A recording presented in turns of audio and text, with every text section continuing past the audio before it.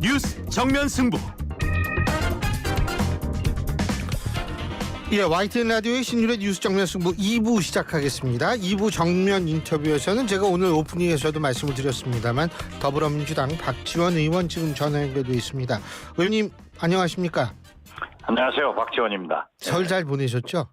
네, 저는 11일간 해남, 완도, 진도, 목포, 광주 전 민생 투어를 170건의 행사를 다 와. 소화했습니다. 아니 제가 이거 밖에서 들었어요. 박 의원님은 그 초인적인 일정을 소화, 일반 사람은 그 일정을 소화 못한대요. 다 하죠, 뭐. 아이, 또 왜 그러세요? 정말 대단하신데. 네. 근데 뭐 열심히 해야죠. 아이 물론 그렇죠. 근데 요새 또 이거 돌아가는 걸 보니까 참 여러 가지로 금태가 되는 건 아닐지 걱정된다. 이런 얘기를 했다고 하는데 이 부분은 어떻게 보세요? 자기 자신의 얘기를 한 것도 아니에요? 예, 반사 이건가요? 네, 저는 그렇게 봐요. 도대체 내란 수괴가 네. 옥중 정치를 하는 것도 우리 국민들이 용서할 수 없는 일이지만은 명색이 집권 여당의 지도자들이 세 사람이나 구치소로 찾아가서 머리를 조아리고 지시를 받는다. 이러면 우리 국민이 정치를 어떻게 보겠어요? 무슨 희망을 찾겠어요? 저는 어떠한 경우에도 차라리 그렇게 하려면은 제가 쏘아붙였어요. 국민의힘 당사를 서울구치소로 옮겨라. 거기서 같이 살아라.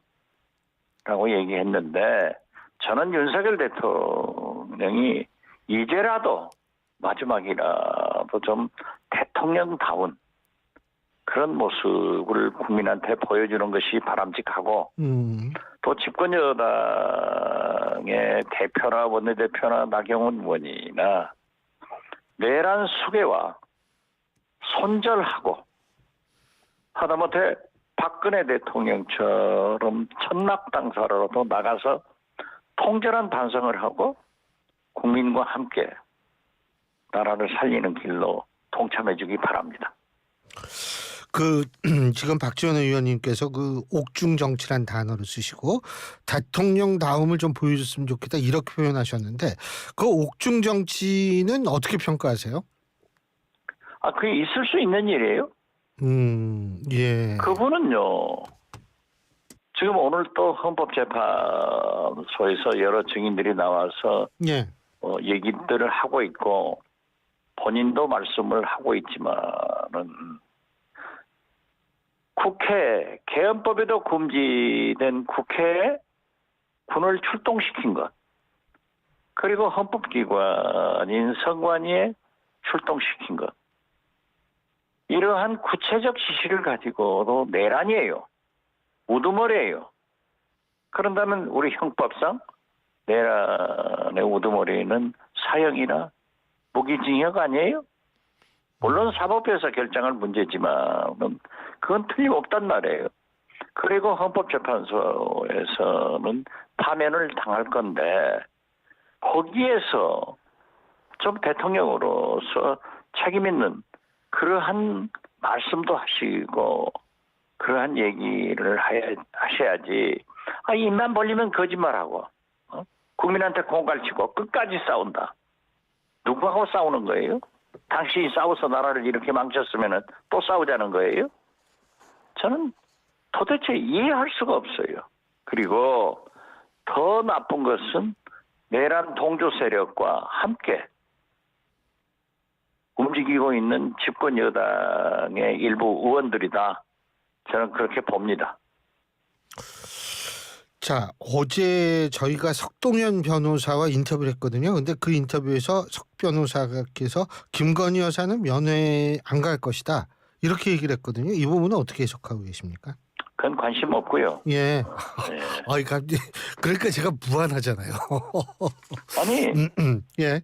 영부인이 가건 말건 그것은 본인이 결정할 문제지만은 언젠가는 가시겠죠. 네. 그러나 또 그분의 운명도 우리가 예측하긴 힘들잖아요. 예. 제가 뭐라 그랬어요? 내가 신 교수님하고 인터뷰하면서도 그 전에 계엄 전에 예. 최상병 특검, 예. 김건희 특검을 해서 털고 가라. 예. 털고 가지 않으면은 두 분 다 험한 꼴 당한다. 그 신 교수님이 험한 꼴이 뭡니까? 큰 집 갑니다. 감옥 갑니다. 딱 그렇게 가고 있잖아요. 그러나 우리가 법에도 눈물이 있어서 부부를 함께 구속하는 경우는 참 드물었잖아요. 예. 그렇지만 잘 아시다시피 조국 전 장관이요. 조국. 전두환 예. 정권 때 장영자, 아. 이철희 부부가 예. 그렇게 구속되고 또 윤석열 대통령 자신이 검찰에 있으면서 조국 정경심, 이재명, 김혜경 여사한테 어떻게 했는가 이런 걸 생각하면은 김건희 여사가 사람은 미워할 수는 없잖아요. 죄를 미워하지. 그렇기 때문에 면회를 가시건 안 가시건 본인이 결정할 문제이다. 그렇게 생각합니다. 그리고 본인도 예. 우리 국민들이 특히 박지원이가 관심 안 가져주는 것에 대해서 감사하게 생각할 거예요. 예. 자, 그리고 오늘 국정조사회 국회에 있었지 않습니까? 네, 그리고 윤석열 대통령 탄핵 심판 5차 변론도 있었는데 요거 대충 좀 보셨어요? 어떻게 보셨어요? 저는 오늘 지금 네 번째 방송을 하고 있고 일정이 있어서 그 뉴스로만 보았는데요. 예. 저는 그 전에 나온 어젠가요? 그 윤석열 대통령이 하신 말씀 있잖아요. 예. 계엄군은 국회만 해도 280명이 동원됐는데 1,000명이라는 것도 아니에요? 그러니까 윤석열 대통령이 충분하네. 그러면 국회 선관위로 보내. 이런 걸 보면은 엄연한 내란을 모의했고 그거 보세요. 노상원 전 정보사령관 네. 무속인 와서 김용현이 어떻게 되냐 누구하고 하면 배신 안 당하냐. 아니 21세기에 육군사관학교 대한민국 육군사관학교를 나온 별셋 정보사령관 전 사령관이 그래 무속인 여자 무속인한테 가서 누구하고 하면 실패하지 않냐 배신하지 않냐 이게 도대체 있을 수 있는 일이냐고요. 나는 너무 창피해요. 예. 그리고 제가 또 한 가지 저도 오늘 이거 보고서 조금 놀랐는데 민주당에서 말해요.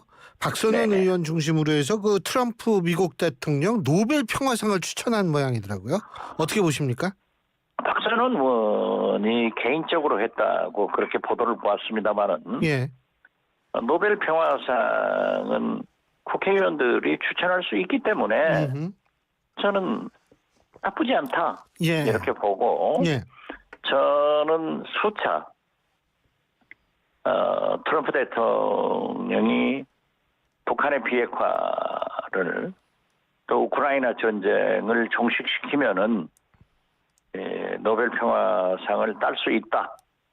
그렇게 페이스북에다도 한 두 번인가 세 번 언급한 적도 있고요. 보도도 됐고. 예.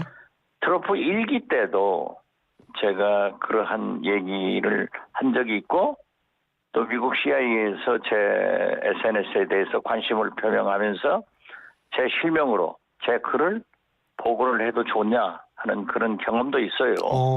그런 차원에서 박선원 의원도 그 대북 전문가이고 안보 전문가이기 때문에 대북 문제나 우크라이나 종전 이런 것이 되면은 가능하지 않을까 그런 차원에서 추천하지 않았을까요? 예. 그러니까 그게 결국은 우리나라 외교에도 나쁘지 않을 것이다, 그죠?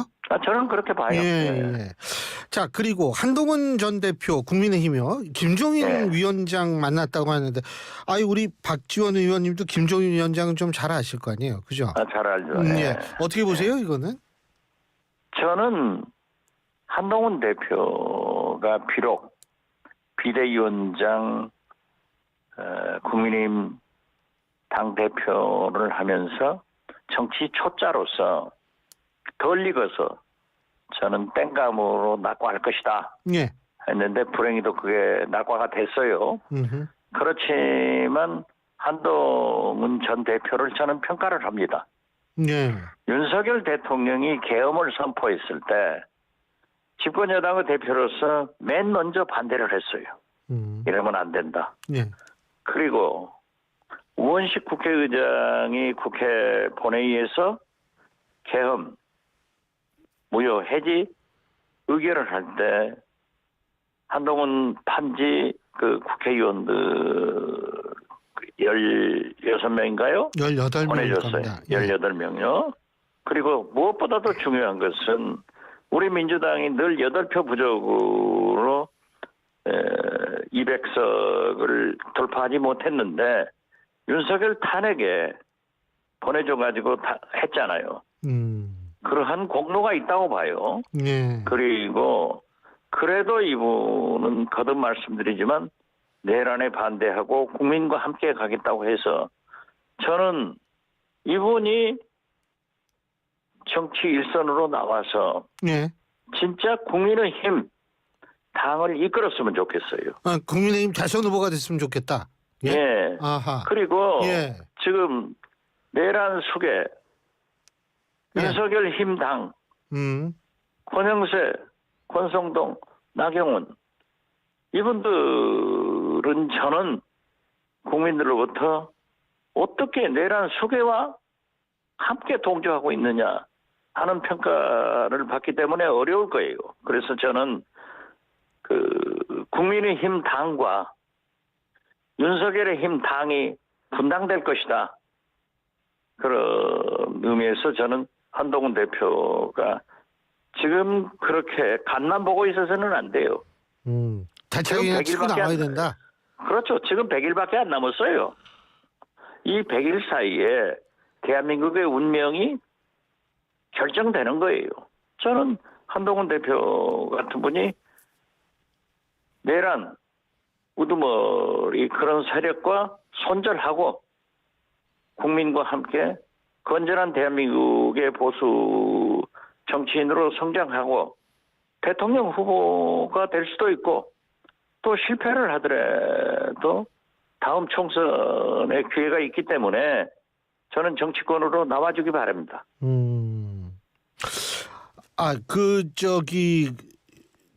박지원 의원님이 자타공인, 국가공인이라고 얘기할 수 있을 정도의 정치 구단이신데 이거 김문수 장관 말이에요. 지금 1위인데 오늘 그 뭐 뉴스에 막 나온 게 뭐냐면 난 대선 출마 고려 안 한다 이렇게 얘기를 했거든요. 이거는 어떤 의미일까요? 어떻게 보세요? 본인이 본인을 잘 아시네요. 예. 대선 후보가 아무리 윤석열의 힘 당 내란 동조 세력들이 대선 후보를 내놓는다고 하더라도 저는 김문수 노동부 장관이 후보가 될 것이다. 이렇게는 보지 않습니다. 그러나 우리 민주당에서는 김나땡, 김문수 장관이 나오면 땡큐. 근데 그렇게 보지 않는 이유가 뭐세요? 대선 후보가 될 것이라고 보지 않는다 이렇게 말씀하셨는데 그 이유는? 보수도 자기들이 추구하는 가치가 있어요. 지난 윤석열 이재명 선거 때도 지난 대선 때도 김문수 장관은 정광훈 목사와 함께 사실상 반대를 했어요. 그렇기 때문에 비록 노동부 장관을 시켰다고 하더라도 거기까지는 가지 못할 것 같아요. 예. 그리고 또 한 가지 제가 좀 여쭤볼 것이 지금 그 더불어민주당 내에 김경수 전 지사 말이에요. 이런 얘기를 했다라고 그러거든요. 이재명 대표가 개헌 추진에 앞장서 주길 바란다. 윤석열 대통령 파면으로는 끝나서는 안 돼. 이런 얘기를 했다는데 이 부분은 어떻게 읽어야 될까요? 저는 네.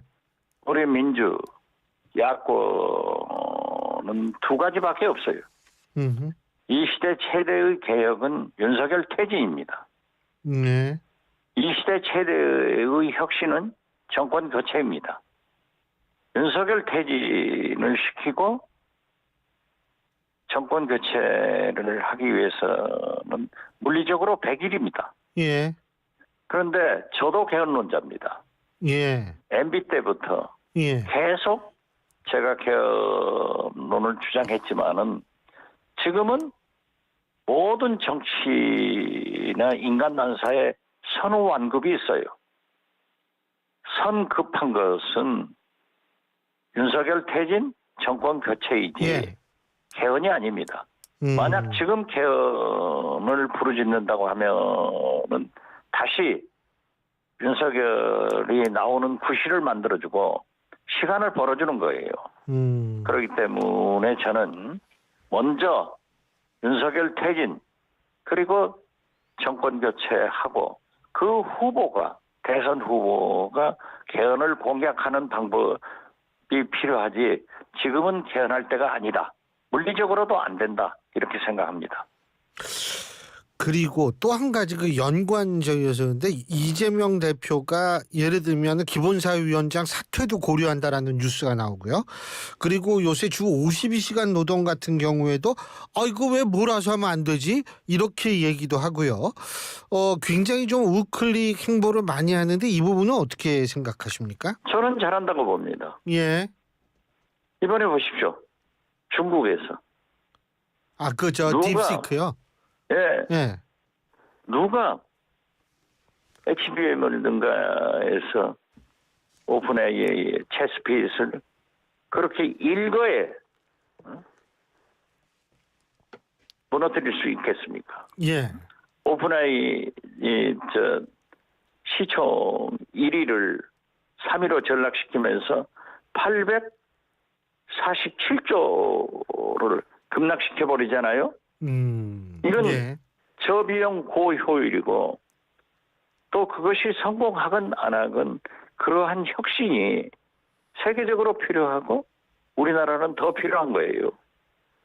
그래서 저는 이러한 혁신이 우리나라의 정치권에 도입돼야 되는데 과거에 내가 어떤 주장을 했다 하더라도 그것이 더 좋으면은 혁신해야 되는 것 아니에요? 저는 얼마든지 바꿀 수 있다 이거죠. 예. 그렇죠. 예. 주 52시간 처음부터 저는 박지원이는 탄력적으로 적용해야지. 예. 제가 있었던 그 목포에 조선소에서 예. 굉장히 문제가 됐어요. 그 52시간 때문에. 52시간 마치다 보니까 조선 해가지고 진수 같은 것이 안 된단 말이에요. 예. 그렇기 때문에 탄력적으로 적용하자 했는데 어떻게 됐든 그때 당시는 노동자들의 그 삶의 질을 높이기 위해서 52시간 됐다 가면은 지금 이렇게 빨리 혁신이 되는데 필요하면 해야죠. 그걸 왜 못 고칩니까? 과거를 고치는 것이 혁신 아니에요? 예. 예. 저는 잘했다고 봐요. 예. 그 일본과의 관계에도 굉장히 긍정적으로 얘기를 해가지고 그 부분도 마찬가지로 이해를 하면 될까요? 그렇습니다. 저는요. 예. DJ하고 똑같은 말씀을 했더라고요. 김대중 전 대통령 시절에는 그 일본 문화를 아주 파격적으로 수입하는 그 아주 그렇죠. 어려운 결단이었죠. 그러니까 예. 한미 동맹, 한미일 공조 속에서 중국과 러시아의 협력을 받아서 한반도의 전쟁을 억제하고 북한과 교류 협력하자. 이게 평화 정책이에요. 예. 그런데 언젠가 우리가 저도 저희 선친이 독립지사이지만은 예. 저는 그냥 서슴없이 거침없이 난 친일파다. 일본하고 가깝게 지내야죠. 그렇지만은 우리에게는 위안부나 강제징용 이런 역사적 문제가 있단 말이에요. 예. 이러한 것도 다 퍼주기 하고 무조건 일본에 굴욕적으로 하는 것은 윤석열 외교가 잘못이다. 그렇지만은 일본과 미국과 함께 잘 공조해서 나가는 것은 필요한 것 아니에요? 저는 잘했다고 봐요. 예. 잘했으면 잘했다고 박수를 해야지. 너 왜? 그럼 우리 신 교수님이 교수니까 예. 1학년 때 공부 못했는데 예. 2학년 때 잘하면 잘했다고 해야지. 너 1학년 때 공부 못한 놈이 왜 2학년 와서 잘해? 부정하나요? 예. 그건 말도 안 되죠. 그런 정치를 버리는 것이 이번에 새로 나온 아하. 딥시기다. 저는 그렇게 봐요. 혁신이다. 알겠습니다. 한 가지만 또 여쭤볼게. 헌법재판소에서 이제 마 헌법재판관 후보자를 임명하는 걸 좀 거기에 대한 결정을 연기하지 않았습니까? 마은영 후보자. 그런데 최상목 또 권한대행에 대한 탄핵 가능성에 관한 얘기가 민주당 지도부에서 또 나오는데 이거 어떻게 보세요? 헌법재판소에서 마은혁 재판관의 심리를 변론 기일을 지정했기 때문에 연장을 한 거지 다른 목적이 있었다고는 보지 않습니다. 예. 그리고 최상목 권한대행은 저래가 탄핵을 반대했는데요. 만약 헌법재판소에서 마은혁 재판관을 임명해라 하고 인용이 나오면은 최상목 대행은 임명해야 됩니다. 그리고 어제 예. 헌법재판소에서도 그 결과가 나오면은 임명해라 하는 얘기를 했잖아요. 왜? 최상목 권한대행은 헌법을 준수할 의무가 있어요. 대통령 권한대행이기 때문에. 그런데 임명해라 하고 인용되면 임명해야지. 만약 임명을 하지 않으면은 탄핵으로 밖에 갈 수 없지 않냐. 왜? 헌법을 지키지 않고 파기하기 때문에. 저는 그렇게 봅니다. 그러나 지금 현재는 저는 탄핵에서는 안 된다는 입장을 견지하고 있습니다. 하지만 상황이 바뀌면 다시 말해서 거부하거나 상황이 바뀌는 게 아니라 예. 헌법재판소의 예. 판결 결과에 예. 따라가라 이거죠. 예. 그렇지 않으면은 예. 탄핵을 할 수밖에 없다.